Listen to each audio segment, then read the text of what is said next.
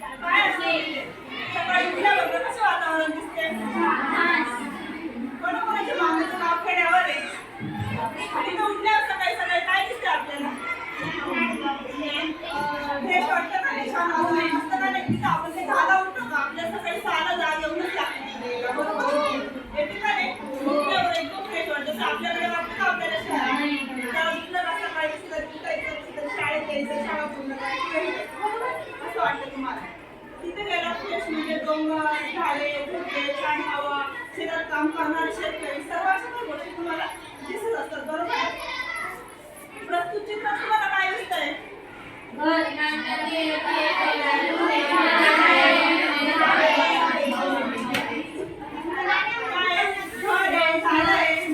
नदीमध्ये पाणी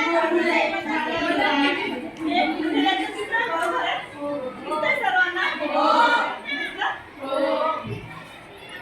तसंच मग आज आपण कोणतं पाठ शिकणार आहोत चिरागिरी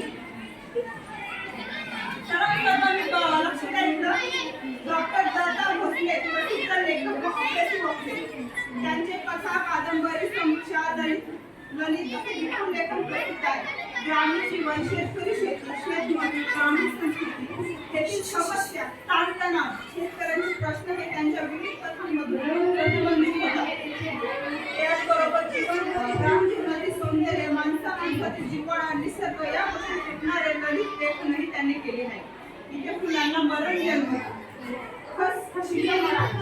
पाऊस येतो संग्रह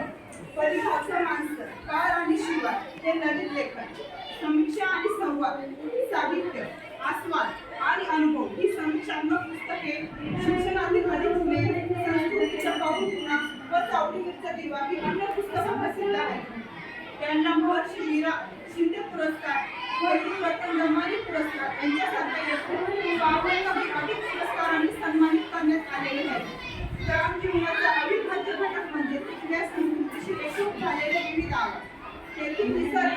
सानिध्यामुळे निसर्गातील पशु पक्षी झाडे ग्रामीण जीवनातील विविध कामे करताना होणारे विविध आवाज हे जगण्यात आनंद निर्माण करत असतात अशा विविध आवाजांचे सुंदर वर्णन या पाठात लेखकाने केलं आहे तर प्रस्तुत पाठ हा 40 वर्ष दिवा या ललित लेख संग्रहातून घेतला आहे तर आपण आता काय बघितलं आपण आता लेखकाचा परिचय करून घेतला आहे आता मी पाठ वाचणार सर्वांनी लक्ष द्यायचंय काळजीपूर्वक त्याचा प्रश्न विचारणार निसर्गाच्या लढीवाळ मांडीवर विसावलेल्या खेड्याचा जीवनक्रम सौंदर्याने माखलेला असतो तसाच नानाविध सुरांच्या लकीरेंनी मोहित केलेला असतो त्यामुळे अनेक खेडी नेहमी ताजीवर टवटवीत रानफुलासाठी असतात